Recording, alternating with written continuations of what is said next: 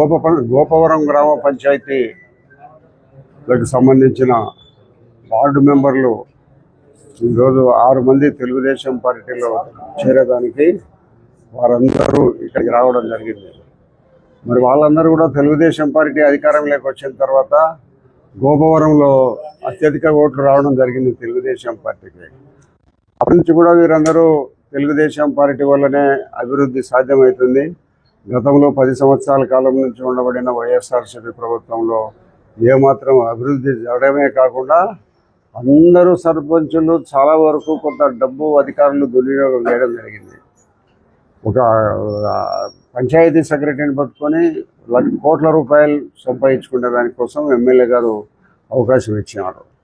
అతను ఏదో మురుమోహన్ అనే ఒక అతను పెట్టుకొని లక్షల రూపాయలు దోపిడీ చేసినారు. ఈ సందర్భంగా పంచాయతీ ఇదే మాదిరిగా అయితే మనం పూర్తిగా నష్టపోయి అభివృద్ధి కార్యక్రమాలు జరగవు అనే ఉద్దేశంతో వీరందరూ కూడా మాట్లాడుకొని తెలుగుదేశం పార్టీలోకి చేరేదానికి వాళ్ళందరూ వారంతకు వారు రావడం జరిగింది.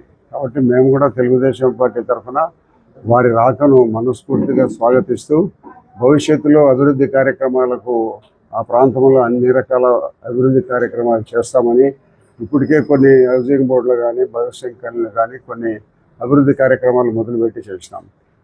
నేను ఉండబడిన ఈ మిగతా 4.5 సంవత్సర కాలంలో గోపవరం పంచాయతీలో పూర్తిగా డ్రైనేజీ, సిమెంట్ రోడ్లు పూర్తి స్థాయిలో పూర్తిగా చేస్తానని మీ అందరి సమక్షంలో వారికి తెలియజేస్తున్నాను.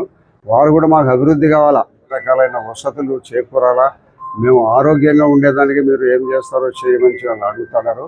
తప్పనిసరిగా అన్ని రకాల అభివృద్ధి కార్యక్రమాలు ఆ ప్రాంతంలో చేస్తాము.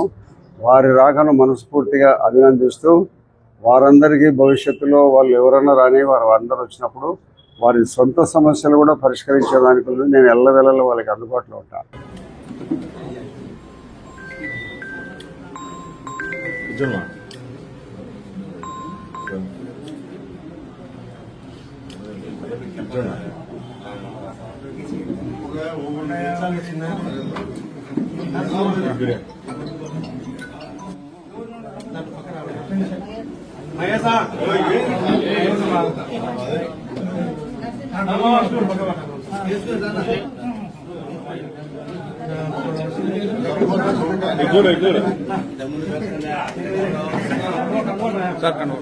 ఫోటో